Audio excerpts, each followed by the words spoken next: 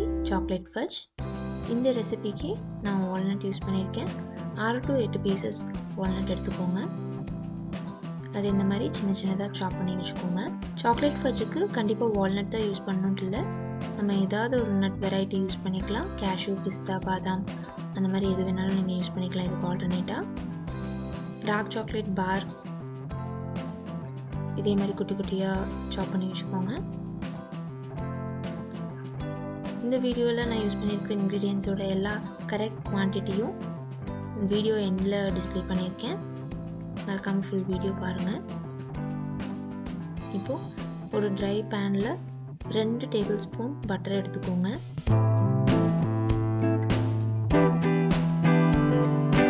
நல்லா மெல்ட் ஆனதுக்கப்புறம் நம்ம சாப் பண்ணி வச்சுருந்த டார்க் சாக்லேட் எடுத்து மிக்ஸ் பண்ணிக்கலாம்.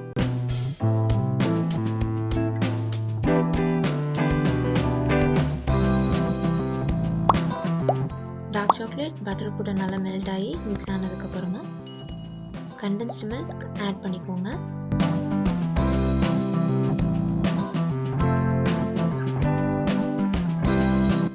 இப்போ நல்லா மிக்ஸ் பண்ணிக்கலாம்.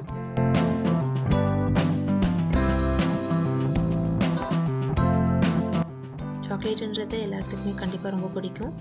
குழந்தைங்களுக்குலாம் நம்ம வீட்லேயே ஈஸியாக சாக்லேட்டில் ஒரு ரெசிபி பண்ணலான்னா கண்டிப்பாக இது நீங்கள் வீட்டில் ட்ரை பண்ணலாம்.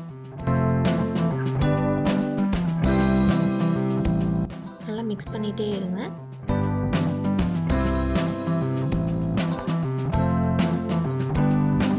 இப்போ வால்நட் நம்ம சாப் பண்ணி வச்சுருந்தோம் இல்லைங்களா, அதை ஆட் பண்ணிக்கலாம்.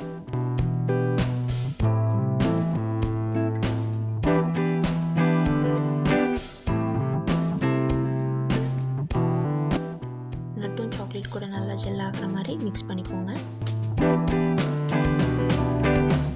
இப்போ Unsweetened Khoa ஆட் பண்ணிக்கோங்க. Unsweetened Khoa நம்ம கிரேட் பண்ணி கூட போட்டுக்கலாம்.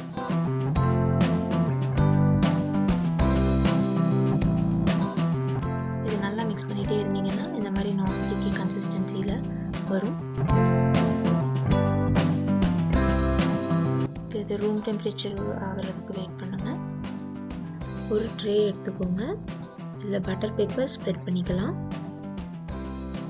நம்ம ரெடி பண்ணி வச்சுருந்த சாக்லேட் ஃபட்ஜ் கொஞ்சம் ஆறுனதுக்கப்புறம் இந்த ட்ரேக்கு ட்ரான்ஸ்ஃபர் பண்ணிவிடுங்க.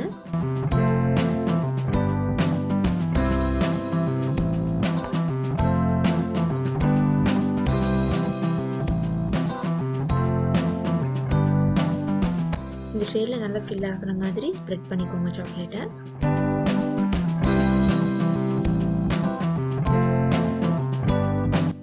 இப்போ இதுக்கு மேலே வால்நட் கொஞ்சம் ஆட் பண்ணிக்கலாம். இந்த வீடியோ உங்களுக்கு பிடிச்சிருந்ததுன்னா லைக் பண்ணுங்கள், ஷேர் பண்ணுங்கள், சப்ஸ்கிரைப் பண்ணுங்கள். மறக்காம பெல் பட்டனையும் கிளிக் பண்ணுங்கள்.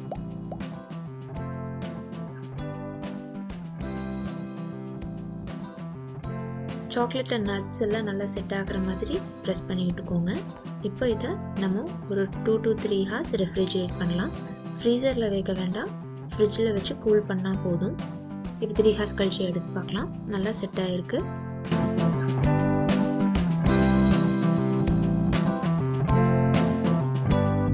இதிலிருந்து பட்டர் பேப்பர் எல்லாம் நம்ம ரிமூவ் பண்ணிட்டு கட் பண்ணிக்கலாம்.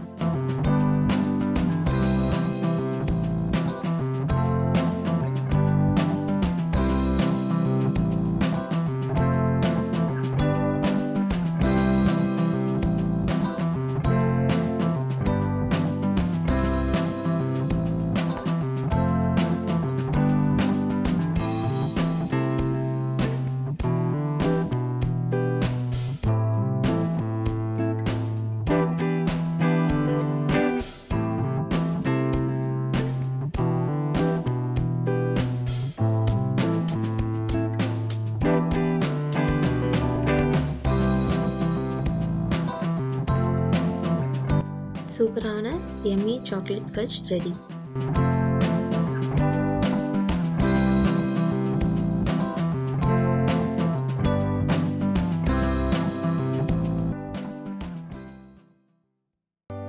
இந்த வீடியோ உங்களுக்கு பிடிச்சிருக்கும்னு நம்புகிறேன். மறக்காமல் லைக் பண்ணுங்கள், ஷேர் பண்ணுங்கள், சப்ஸ்கிரைப் பண்ணுங்கள். தேங்க்ஸ் ஃபார் வாட்சிங்.